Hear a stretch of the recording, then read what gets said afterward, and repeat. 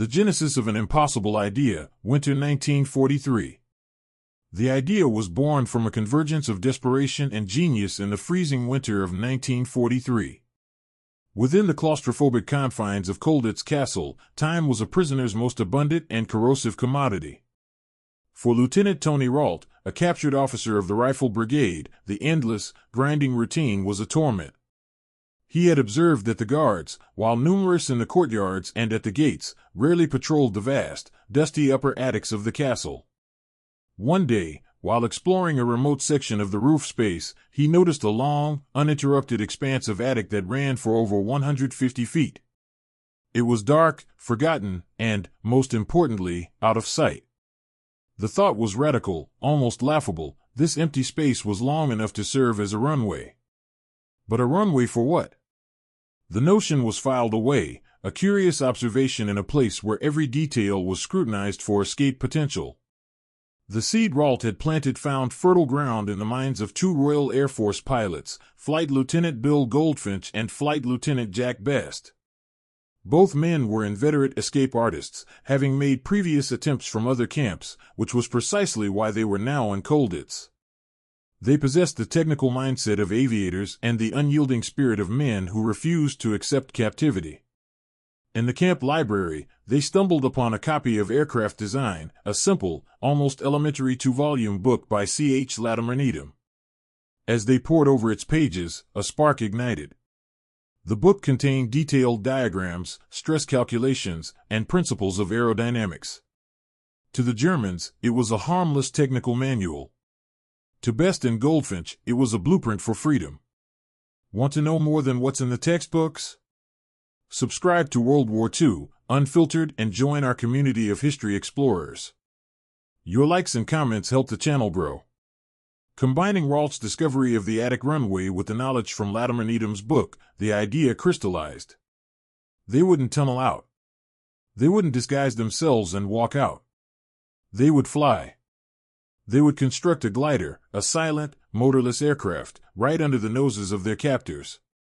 The plan was presented to the secret British Escape Committee, headed by the senior British officer, Colonel William Willie Todd.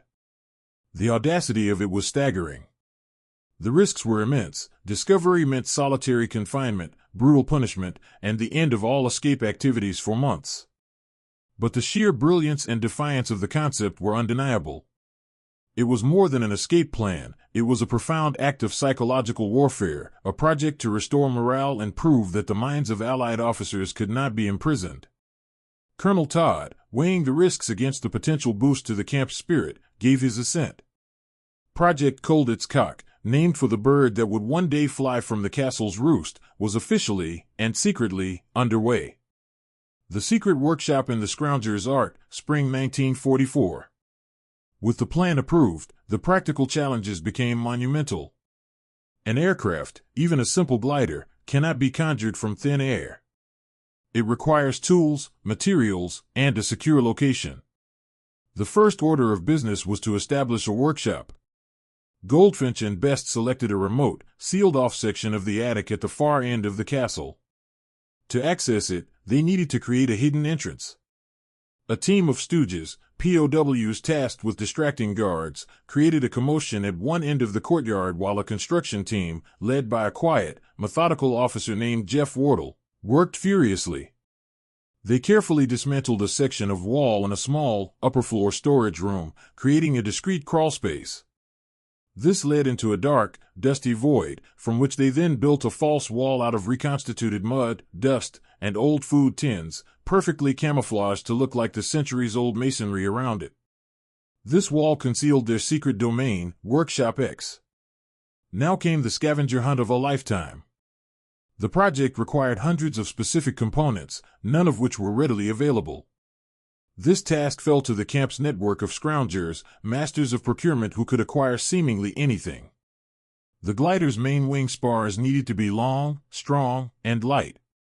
The solution was found in the floorboards of the castle itself.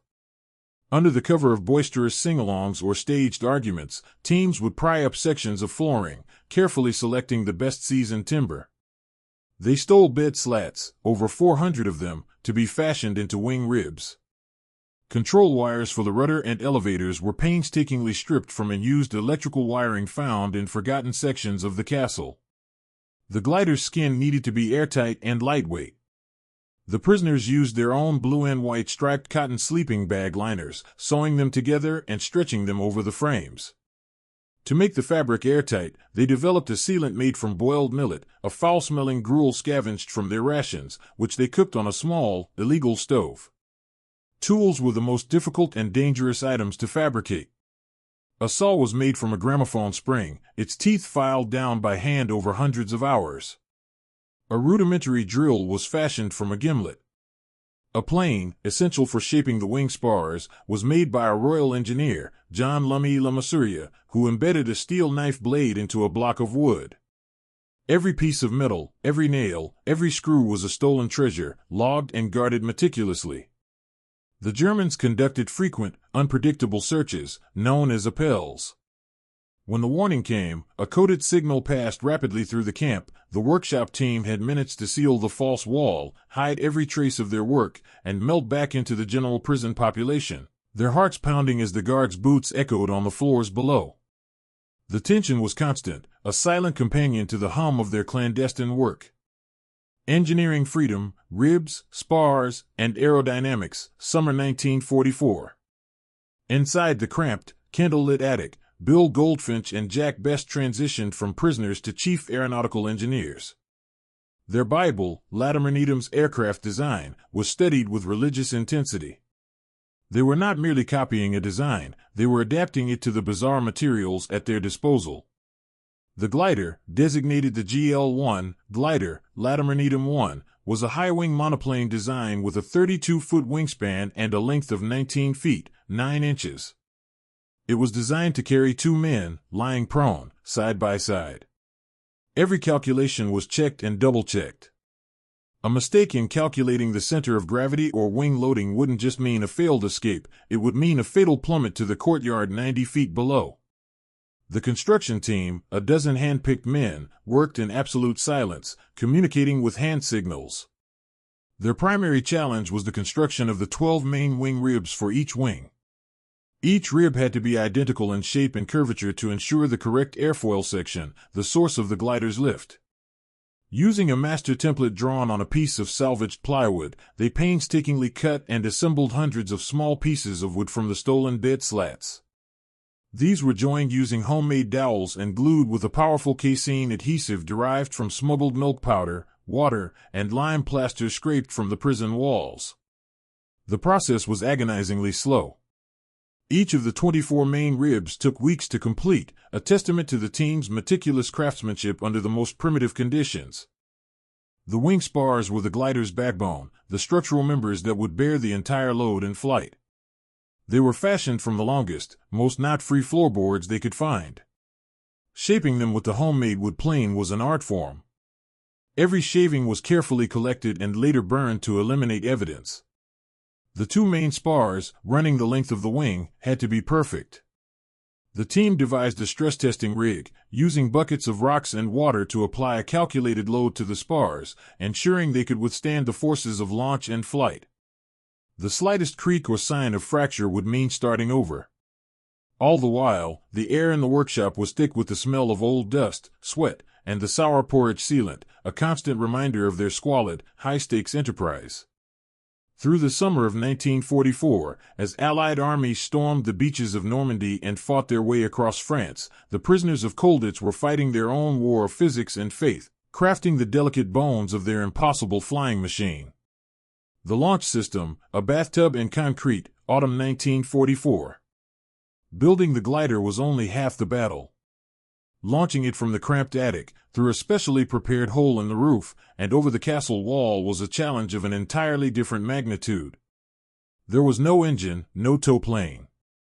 The glider had to be catapulted into the air with enough speed to clear the outer wall and begin its glide towards the distant Mulde River. The launch point was a section of the castle roof that sloped steeply downwards, offering a natural ramp. It provided a 60-foot drop, which, according to their calculations, was sufficient to achieve the required flying speed of around 30 miles per hour. The launch mechanism itself was a marvel of prisoner ingenuity, a Heath Robinson contraption born of pure physics. The plan was to build a trolley on which the glider would rest. This trolley would run on a short, wooden track leading to the edge of the roof. The propulsion system was the most brilliant part. The team devised a gravity-powered accelerator. A long, heavy-duty steel cable, painstakingly braided from smaller wires, would be attached to the glider trolley. This cable would run up and over a pulley system fixed to the attic rafters and then drop vertically through a series of holes cut in the floors, all the way down to a lower level of the castle. At the end of this cable, a massive counterweight would be attached. When the counterweight was released, gravity would pull it downwards, yanking the glider trolley forward along its track and launching it into the night sky. The counterweight itself was a testament to their resourcefulness. They planned to use a bathtub filled with concrete. The tub would be secretly detached from one of the bathrooms, hauled up several floors, and positioned directly below the launch shaft. Prisoners would then smuggle sacks of cement, pebble by pebble, from a construction site within the castle grounds where the Germans were making repairs. The plan was to fill the tub with a calculated weight of concrete, well over 1,000 pounds, to provide the necessary acceleration. A simple release pin, operated by one of the pilots inside the glider, would be the trigger. The entire system was a delicate balance of forces. The weight had to be heavy enough to generate speed, but not so heavy that it would rip the glider apart. As autumn leaves began to fall outside the castle walls, the men of Workshop X were no longer just aircraft builders, they were now rocket scientists in chains, designing the engine of their own liberation.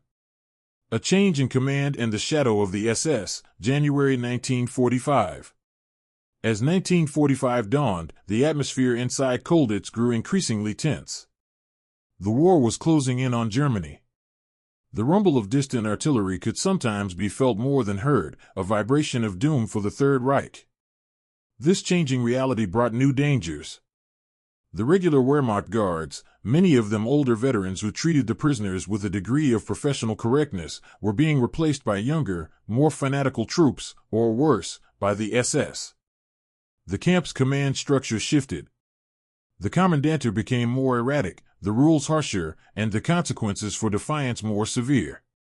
Whispers circulated of Hitler's Nero decree, an order that political prisoners and other enemies of the state were to be eliminated rather than allowed to be liberated. The men of Colditz, the most famous and troublesome collection of Allied officers in Germany, knew they were high-value targets. This escalating tension placed the glider project in a new light. It was no longer just an escape attempt or a morale booster. It had become a potential lifeboat. The senior officers now viewed the Colditz Cock as a last-ditch emergency measure. If orders came from Berlin to execute the prisoners, the glider could be used to fly 2 officers out to make contact with the advancing Allied armies and alert them to the massacre. The plan was to preposition the glider, ready for a rapid, final assembly on the roof. The chosen pilots, Bill Goldfinch and Jack Best, were placed on permanent standby. The weight of this new responsibility was immense. They were no longer just escaping for themselves, they were potentially carrying the lives of all 1,200 prisoners on their fragile, homemade wings. By now, the glider was nearly complete. Its major components, the fuselage, the wings, the tail assembly, were finished and hidden in separate sections of the attic. The control surfaces were covered in the sealed sleeping bag fabric, taut and ready. The control column, rudder pedals, and wires were all in place.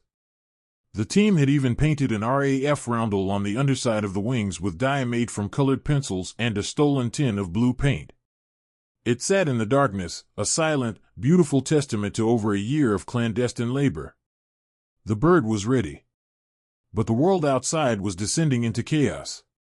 Every day, the prisoners watched the skies, listening for the sound of Allied planes, praying for liberation, yet knowing that the war's final, convulsive moments could be the most dangerous of all. The question was no longer if the glider could fly, but whether it would be forced to. The Keepers of the Secret, Psychology of a Caged Bird, February 1945. The Colditz Cock was more than wood and fabric, it was a secret held under immense psychological pressure by a select few. At the core were the pilots, Bill Goldfinch and Jack Best.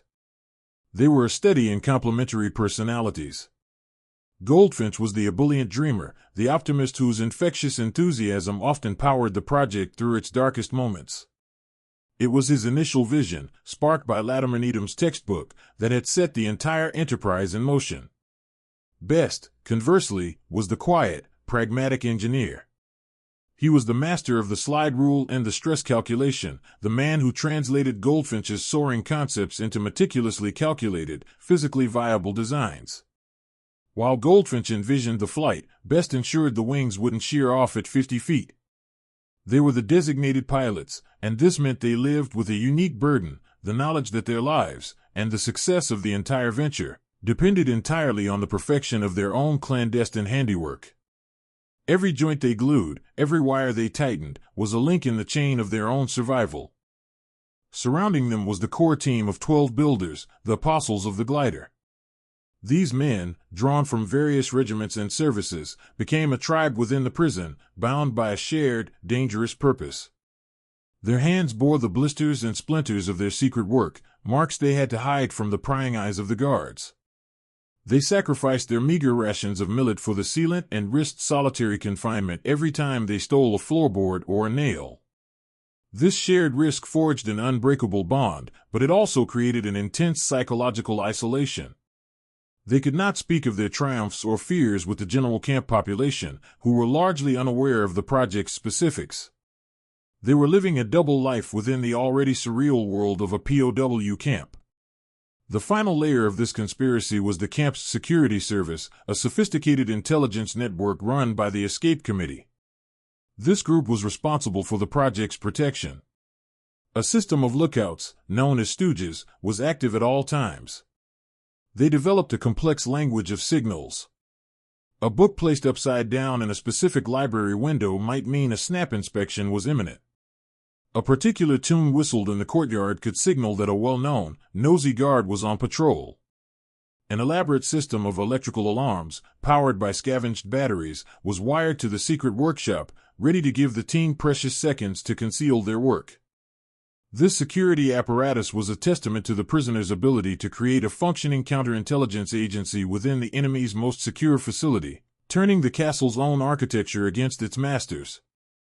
The weight on these men was enormous, for a single mistake could unravel everything. The Art of Concealment and the Near Miss, March 1945. Hiding a glider with a 32-foot wingspan inside a castle subject to constant German searches was perhaps an even greater challenge than building it. The false wall leading to the workshop was the first line of defense.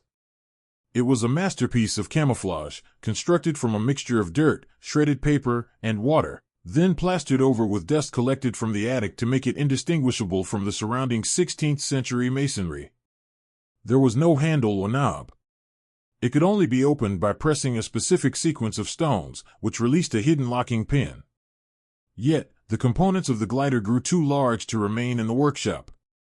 The fuselage and wings, once assembled, had to be stored in the main attic, a thoroughfare used by both prisoners and, occasionally, guards. The solution was ingenious. The 16-foot-long fuselage was hoisted into the darkest recesses of the rafters and suspended horizontally, where it was draped with old tarpaulins and covered in years' worth of genuine dust and cobwebs, making it appear like a forgotten bundle of old roofing material. The fully assembled wings were even more problematic. They were stood vertically and slid into the narrow gaps between the massive oak roof trusses, disappearing into the deep shadows just feet from where guards might pass. The smaller components, the tailplane, the rudder, the control stick, were hidden inside specially constructed hollowed-out packing crates left in the attic. The entire deception relied on a form of psychological blindness. The Germans saw the attic as a dusty, useless space filled with junk, and the prisoners exploited this assumption to hide an entire aircraft in plain sight. The system was tested in early March 1945 during a surprise appel. The alarm was given, a lookout frantically cleaning a specific window, the signal for an immediate lockdown. The workshop team had just finished tensioning the control wires. They scrambled out, sealing the wall behind them in under a minute. As they merged with the other prisoners, a team of ferret-like guards, accompanied by the camp's security chief, Captain Eggers, ascended to the attics for a spot check. The prisoners' hearts pounded. One of the German guards, prodding a dusty pile of debris with his bayonet, came within inches of a wingtip hidden between two trusses. Just as he seemed to take a closer look, a stooge on the floor below let out a series of loud, theatrical sneezes, followed by a feigned fainting spell. The commotion drew the attention of the other guards, and the curious soldier was called away to assist. The moment passed. The secret was safe, but the incident served as a chilling reminder of how close they constantly were to disaster.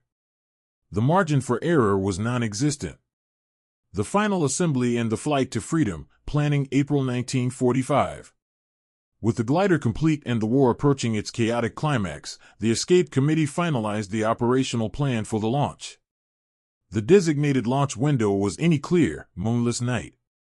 The target was not some vague notion of Allied lines, but a specific, pre-selected meadow on the west bank of the Mulde River, approximately 600 yards from the castle. The glide ratio of the Cock was calculated to be around 8-to-1, meaning for every foot it dropped, it would travel 8 feet forward. Launching from the 90-foot-high roof, this gave them a theoretical range of over 700 yards, more than enough to clear the river and reach the target field, provided they caught a favorable updraft from the valley. The final assembly and launch sequence was a minutely choreographed ballet of stealth and speed. It would begin just after the last evening lockdown. A team of 60 men was assigned specific roles. A lookout team would monitor the guards' patrol patterns. A diversion team would be on standby to create a distraction if necessary. The primary assembly team, under the direction of Best and Goldfinch, would enter the attic. In the darkness, illuminated only by a few shielded candles, they would retrieve the components from their hiding places. The fuselage would be brought to the pre-prepared launch ramp first. Then, in the most perilous part of the operation, 2 teams of 8 men each would carry the long, delicate wings through the narrow attic and attach them to the fuselage.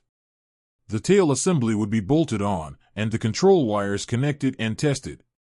This entire process was estimated to take under 30 minutes of frantic, silent work. Once assembled, the glider, with Best and Goldfinch strapped inside, would be positioned on the trolley. The massive counterweight, the concrete-filled bathtub, would be hanging in its shaft several floors below, held by the release pin. The final step would be to break a hole in the roof itself, a section of tiles and laths already weakened for this purpose. Through this hole, the glider would be pushed out onto the sloping roof. On a final signal from the ground lookout, one of the pilots would pull the release toggle. The tub would plummet, the cable would snap taut, and the Colditz Cock would be catapulted into the night. Their post-landing plan was equally detailed. They would wear fabricated German civilian worker outfits under their uniforms, carry forged identity papers and maps, and carry a small amount of German currency, all produced within Colditz. Their mission was simple: head west and make contact with the nearest American patrol to report on the situation in the castle. It was a complete, end-to-end plan for liberation. The sound of thunder, the whisper of hope, early April 1945. By the first week of April 1945, the war was no longer a distant rumble, it was a visceral, daily presence. The skies above Saxony, once the clear domain of the Luftwaffe, were now streaked with the contrails of American B-17s and British Lancasters. Prisoners would stand in the courtyard, heads tilted back, counting the silver specks on their way to Dresden or Leipzig. More terrifying and exhilarating were the fighter bombers. American P-47 Thunderbolts and P-51 Mustangs flew low-level missions, their .50 caliber machine guns tearing into railway lines and German convoys in the valley below the castle. The staccato roar of their engines and the crackle of their guns was the sound of approaching freedom, a symphony of destruction that brought hope to the caged men. This proximity of the front lines created a strange, fever-pitch atmosphere in the castle. The German garrison was visibly crumbling. The older Wehrmacht guards grew more lax, some even friendly, clearly positioning themselves for the inevitable surrender. In stark contrast, the few fanatical Nazi officers and the recently arrived Hitler Youth replacements became more volatile and dangerous, their ideology curdling into nihilistic rage as their world collapsed. The threat of an 11th-hour massacre, ordered by a desperate regime, felt more real than ever. The glider's status as an emergency lifeboat was now its primary purpose. The escape committee held a final briefing. The launch team was put on a 24-hour alert. The trigger for the launch would be any clear sign that the SS were moving to take control of the camp or that preparations for an execution were underway. Inside the attic, the glider sat in its completed state, a silent promise. The team conducted final checks, retensioning the fabric skin, lubricating the pulley for the launch system with soap stolen from the washrooms. There was a palpable sense of destiny in the air. For nearly 2 years, the glider had been a project, a challenge, a symbol. Now, it was a weapon poised to be fired. The men who had built it felt a mixture of pride, terror, and profound anticipation. They had triumphed over the laws of physics and the vigilance of their jailers. They had built a bird in a cage. Now, they could only wait and listen to the approaching thunder, praying it was the sound of friends, while being prepared to fly for their lives if it was the sound of foes. Liberation and the Astonishing Revelation, April 16, 1945. The end came not with a desperate flight, but with the clatter of tank treads and the arrival of unfamiliar uniforms. On April 14, 1945, lookouts spotted the lead elements of an American armored reconnaissance unit. The German guards began to discard their weapons. A tense negotiation ensued between the German commandant and the senior Allied officers inside the castle. The commandant, a pragmatic Wehrmacht officer, wished to surrender to the Americans rather than the advancing Soviets, and an agreement was struck. On the morning of April 16, 1945, troops from Task Force Big Red, part of the U.S. 9th Armored Division, rolled into the town of Colditz. A small detachment, led by a young intelligence officer named Major Karl-Heinz Schütz, formally accepted the surrender of the castle. For the prisoners of Oflag IV-C, the moment was surreal. After years of confinement, the gates were thrown open not by a key they had forged or a tunnel they had dug, but by an army. Men wept, cheered, and shook the hands of the bemused but triumphant American GIs. Amid the celebrations, Colonel Willie Todd, the senior British officer, approached Major Schütz. He had something to show him, he said, something the major would not believe. Todd led the American officer and a few of his men through the jubilant crowds, up countless flights of stairs, past the grim solitary confinement cells, and into the vast, gloomy attic. There, past the piles of debris and through the forest of ancient beams, he brought them to the hidden workshop and the camouflaged components. With the help of Goldfinch and Best, the assembly team was gathered. As the stunned Americans watched, the prisoners began to pull their secret from the shadows. They retrieved the fuselage from the rafters. They slid the great, fabric-covered wings from between the trusses. In the dim light of the attic, they began to assemble the Colditz Cock. For the GIs, who had just fought their way across a continent, witnessing the horrors of modern, mechanized warfare, this was a sight of a different order. It was not a weapon of destruction, but a tool of pure, unadulterated hope, built with nothing but scraps and ingenuity. Major Schütz, walking around the nearly assembled glider, touching its taut fabric skin, was speechless for a moment. He finally turned to Colonel Todd, his face a mask of disbelief and admiration. "Colonel," he is reported to have said, "you guys are crazier than we are." The bird, it turned out, would not need to fly to fulfill its ultimate mission, to stand as a permanent, stunning monument to the unbreakable freedom of the human mind. The Technical Marvel, a post-liberation analysis, April 1945. In the days following the liberation of Colditz, the glider became an object of intense curiosity and technical scrutiny. Word of the attic aircraft spread rapidly among the Allied units in the area, and a procession of amazed officers, engineers, and war correspondents made the pilgrimage to the castle's upper levels to witness the improbable creation. Stripped of its cloak of secrecy and viewed in the stark light of day, the true genius of its construction became even more apparent. American and British aeronautical engineers, accustomed to aircraft forged from aluminum alloys and powered by massive engines, were astounded by the resourcefulness on display. They examined the wing spars, planed by hand from rough floorboards, and noted the precision of the joints. They tapped the wing ribs, each one a delicate lattice of betslat wood, marveling at their uniformity and strength. The entire structure was a masterclass in optimization, using the absolute minimum of low-grade materials to achieve a viable aerodynamic form. One of the most praised elements was the control system.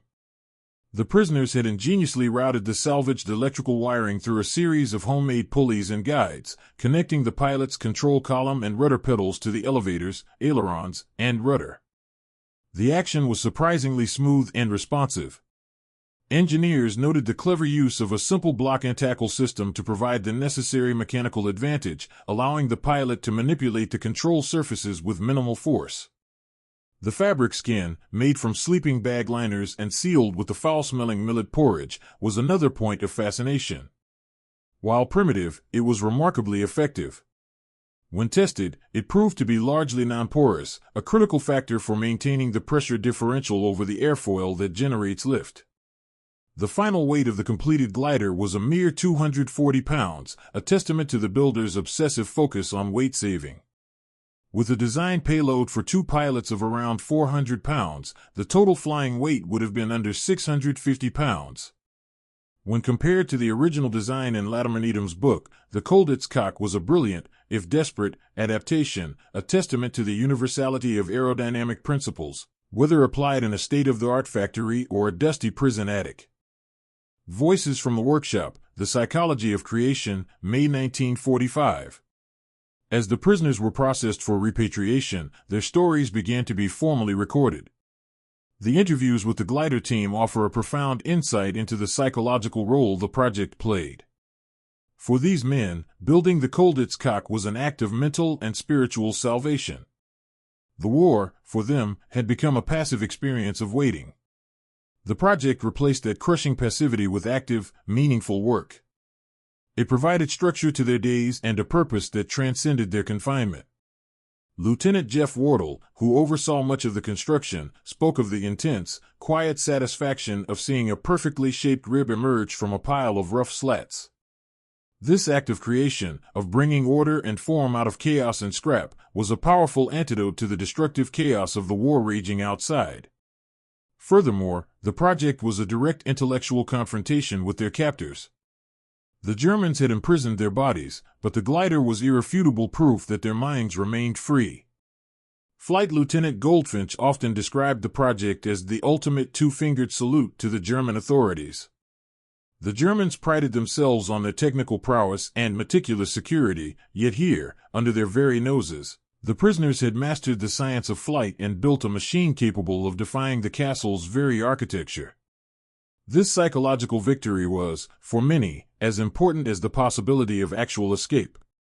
It reinforced their identity not as defeated prisoners, but as skilled, intelligent officers who could outwit their enemy even in the most disadvantaged circumstances.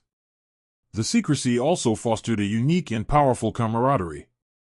The 12 builders, communicating in whispers and hand signals in their candlelit workshop, developed a near telepathic understanding. They were the sole keepers of a magnificent secret, a shared burden that forged bonds stronger than any forged in battle. In their post-war accounts, they spoke less of the risks and more of the trust and shared purpose that defined their clandestine fraternity. The glider project effectively created a micro-society governed by scientific principles, meticulous planning, and absolute loyalty, a bastion of rational thought and collaboration in the heart of a world gone mad. It was their way of fighting the war, not with guns, but with slide rules, saws, and an unshakable belief in their own ingenuity. The fate of the bird and its builders, 1945 post-war. In the chaotic aftermath of Germany's surrender, the Colditz Cock met an uncertain fate. While it was a sensation among the liberating troops, the priority was repatriating thousands of POWs, not preserving their artifacts. The glider remained assembled in the attic, a silent monument for a time. However, Colditz Castle soon fell within the Soviet zone of occupation. The arrival of the Red Army and the subsequent political division of Germany sealed the glider's fate. Access to the castle became difficult, and the Western Allies lost track of many of the historical items left behind. The original Colditz Cock, the product of thousands of hours of clandestine labor, was either lost, broken up, or simply faded into obscurity within the newly established German Democratic Republic, East Germany. No definitive trace of it has ever been found. It exists now only in photographs, diagrams, and the memories of the men who built it. The builders themselves returned to civilian life, their extraordinary story largely unknown to the public for years. Official secrecy and the humble nature of the men involved meant there were no grand parades for the glider team. Bill Goldfinch and Jack Best, the masterminds, returned to careers that, on the surface, belied their audacious past.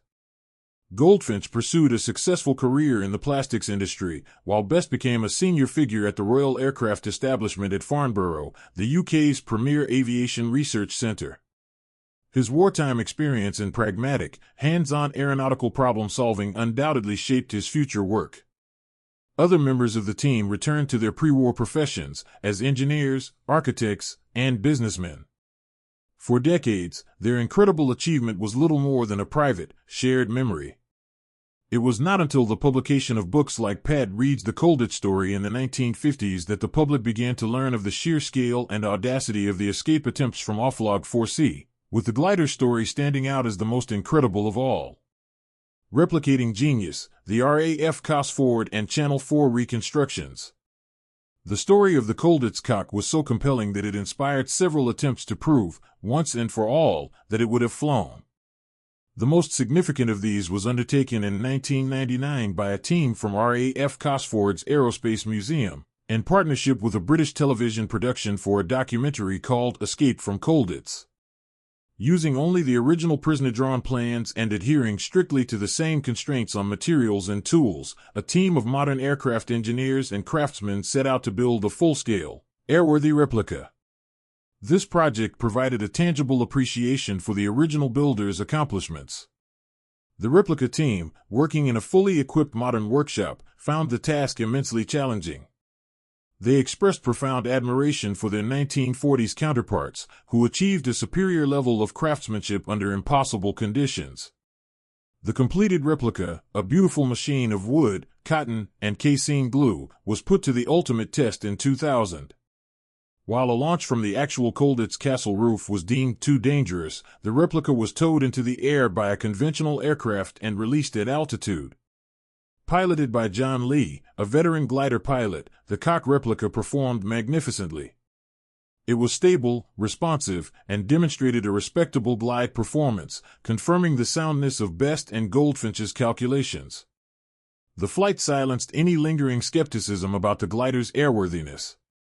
A second, more ambitious project was undertaken in 2012 for another Channel 4 documentary. This time, the goal was not just to build a replica, but to replicate the launch itself.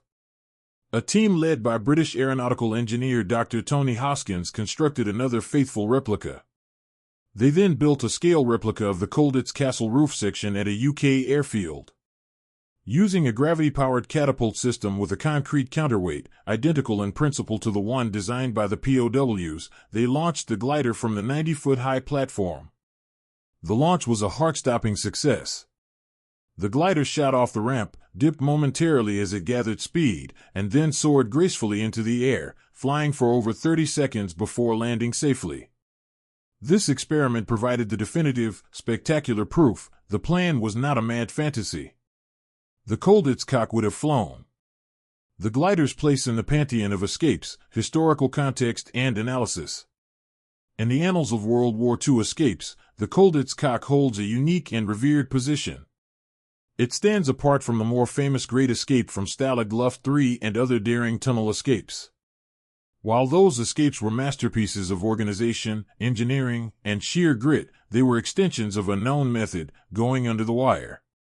The glider project was a paradigm shift. It was an attempt to go over, to use three-dimensional space to defeat a two-dimensional security perimeter. It was less about brute force and more about intellectual supremacy. It represents the pinnacle of what the prisoners called goofing, the art of creating complex tools, devices, and deceptions from nothing.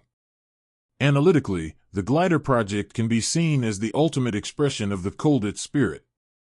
The castle was intended to be a human warehouse for Allied troublemakers, a place to crush their morale through enforced idleness. The Germans fundamentally misunderstood their prisoners. By concentrating the most ingenious, defiant, and technically skilled officers from across the Allied nations in one place, they inadvertently created a super think tank of escapology. Colditz became a university of defiance, with different national groups sharing techniques and knowledge. The glider project was its doctoral thesis. It combined British aeronautical theory, engineering ingenuity drawn from multiple Army and Air Force specialists, and a camp-wide security and procurement system that was almost flawless. Unlike tunnel escapes, which were often about mass breakouts, the glider was a bespoke solution for a small, highly skilled team. Its value, however, extended far beyond the 2 men it was designed to carry. Its true success lay in its construction, not its launch. For the prisoners of Colditz, the glider was a symbol that even in the heart of the Reich, within the thickest walls, the human desire for freedom, when allied with intellect and determination, could sprout wings. It remains one of the most powerful and inspiring stories of the Second World War, a testament not to the art of war, but to the art of refusing to be conquered. The economy of scarcity, a material and technological analysis. A deeper analysis of the Colditz Cock requires a rigorous look at the materials science and microeconomy that flourished within the prison walls. The project was a triumph of what could be called scarcity-driven innovation. The builders operated in an environment of extreme material deprivation, forcing them to reevaluate every object in their possession not for its intended purpose, but for its physical properties. A bed slat was no longer for sleeping, it was a potential wing rib, prized for its seasoned, lightweight wood. A gramophone spring was not for music, it was a source of hardened steel, perfect for crafting the teeth of a saw. This perspective shift is central to understanding the technological achievement. Let's dissect the primary materials. The main structural timber came from attic floorboards and beams, likely Scots pine or a similar European softwood. The prisoners became expert graders of wood, tapping it to listen for density, examining the grain for knots and weaknesses, selecting only the straightest, most resilient pieces for the critical wing spars. For the wing ribs, the choice of bed slats was a masterstroke. These were typically made of beech wood, which is strong, flexible, and can be steam bent. The prisoners used steam from their illicit tea kettles into precise airfoil shapes. The use of over 400 slats indicates the scale of this clandestine procurement operation. The adhesive technology was equally critical. The team's casein glue, derived from curdled milk powder, was a known formula in woodworking but a nightmare to produce in secret. Casein glue is strong and water-resistant, but requires precise mixing and curing conditions. Their ability to produce a reliable batch in a filthy attic speaks to their chemical discipline. The fabric sealant, made from boiled millet, is perhaps the most visceral example of their ingenuity. They discovered through trial and error that the starchy gruel, when applied to the cotton fabric of the sleeping bag liners and allowed to dry, would shrink and tighten the material while filling the pores of the weave, creating a surprisingly effective dope. Every element of the glider, from the nails straightened out of old crates to the control wire insulation stripped away to save weight, tells a story of meticulous resource management and a deep, practical understanding of physics and material properties. Biographies of the Mind, Best, Goldfinch, and the Spirit of the RAF. To understand why the glider was conceived, one must understand the men who conceived it and the culture from which they came. Jack Best and Bill Goldfinch were products of the Royal Air Force's interwar expansion, an era that prized technical self-reliance and piloting skill above all else. Pilots were not just drivers, they were expected to have a deep mechanical understanding of their aircraft. This ethos was forged in the far-flung corners of the British Empire, where pilots often had to perform their own repairs with limited resources. Flight Lieutenant Bill Goldfinch, captured in 1941, was the archetypal boy's own adventurer. An ebullient character with a fertile imagination, he represented the spirit of improvisation. His mind was constantly whirring with schemes and possibilities. The glider was, for him, the ultimate intellectual puzzle, a way to channel his boundless energy into a constructive, defiant act. He was the project's soul, its chief motivator, the man who made others believe the impossible was merely difficult. Flight Lieutenant Jack Best, shot down over Germany in 1941 after a bombing raid, was his perfect foil. Best was a more reserved, analytical character. He was a gifted navigator and had a natural affinity for mathematics and engineering. While Goldfinch dreamed of flying, Best was the one who filled notebooks with calculations for lift, drag, stress, and center of gravity. He embodied the rigorous, scientific side of the RAF. He wasn't just building a glider, he was solving a complex aeronautical equation where the variables were bed slats and porridge. His quiet confidence and meticulous attention to detail gave the project its technical credibility and, ultimately, its viability. The partnership between Goldfinch's creative spark and Best's engineering rigor was the intellectual engine of the entire project. There were two sides of the same coin, representing the unique blend of romantic daring and cold, hard science that characterized the RAF at its best. The home front within the walls, the camp's hidden industry. The glider project cannot be understood in isolation. It was the flagship product of a sophisticated and highly organized home front that existed entirely within Colditz Castle. By 1944, the prisoners had established a hidden industrial and economic ecosystem. There were specialized departments for forgery, creating flawless German identity papers, travel permits, and work passes. A Q department, echoing the fictional James Bond character, was responsible for developing escape gadgets, compasses hidden in buttons, maps concealed in the hollowed-out heels of boots, and civilian clothing tailored from blankets and uniforms. A dedicated intelligence service monitored the Germans, compiling detailed reports on guard routines, camp security measures, and the personalities of individual captors. This camp-wide organization provided the essential support infrastructure for the glider team. The scroungers who procured the wood, wire, and fabric were part of a supply chain that served all escape activities. The stooges who stood guard were part of a security service that protected tunnelers and forgers as well as the glider builders. The economic system was based on barter, with cigarettes, chocolate, and coffee from Red Cross parcels serving as the primary currency. A skilled forger might be paid with a week's worth of another prisoner's chocolate ration to create a specific document. The glider team drew heavily on this system, trading valuable food items for smuggled tools or materials. The Colditz Cock was, therefore, the ultimate collaborative effort. It was the product of an entire society, a secret, resilient nation-state operating within enemy territory, with its own industry, currency, and government, the Escape Committee, all singularly focused on the goal of liberation. A weapon of morale, the glider's psychological impact. While the glider was a physical object, its most powerful impact was psychological. It served as a potent weapon in the war for morale, both for those inside Colditz and, had it been discovered by the Germans, as a source of profound embarrassment for the Reich. For the prisoners, the daily grind of confinement was designed to induce hopelessness and lethargy, a condition they called going stir-crazy. The glider project, even for the majority who were not directly involved but knew something extraordinary was afoot, was a powerful counter-narrative. It was a symbol of hope, a secret whispered in the courtyards that proved they were still fighting back, still intellectually superior to their captors. The very audacity of the plan, to fly from the escape-proof castle, was a source of immense pride and amusement, a private joke at the Germans' expense that kept spirits high. Colonel Willie Todd's decision to approve the project was a masterstroke of leadership. He recognized that the project's value was not contingent on its success. The act of building it was a victory in itself. It engaged the brightest minds in the camp, gave dozens of men a critical mission, and created a legend that permeated the prison's atmosphere. Had the Germans discovered the half-built glider, the punishment would have been severe, but the propaganda blow to the Third Reich would have been significant. The news that Allied prisoners, using scraps, had built an aircraft in Germany's most secure Oflag would have been a humiliating testament to German security failures and Allied ingenuity. In this sense, the glider was a no-lose proposition for the prisoners. Its construction bolstered their own morale, and its potential discovery would have damaged the enemy's.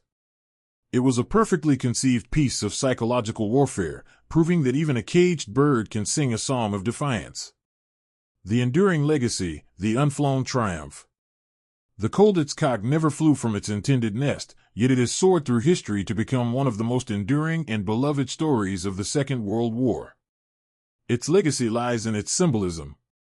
It is a story not about killing, but about creating, not about destruction, but about the stubborn, brilliant spark of human ingenuity in the face of overwhelming adversity.